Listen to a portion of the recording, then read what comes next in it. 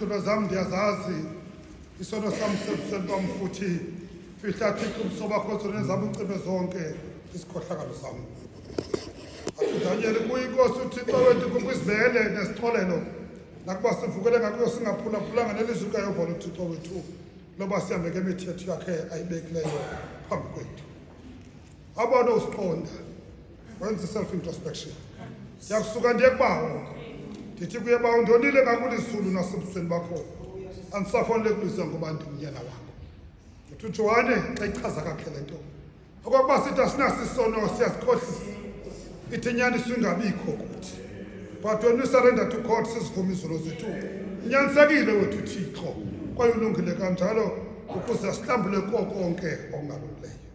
Sasa nje mawisithi yena ndawo ndawufikela kuyo athi uThixo andibrush uthi kusasa nje bathandwa. Why beloved one, uyakuthanda uThixo. Mfundisi wami make ndipromote abantu babengabashumayeli namhlanje. Lusecala kwapha umazi inhlungu ebekuyizo nakule veki. Ngicela ukumbamba isandla uthi uYesu uyamthanda.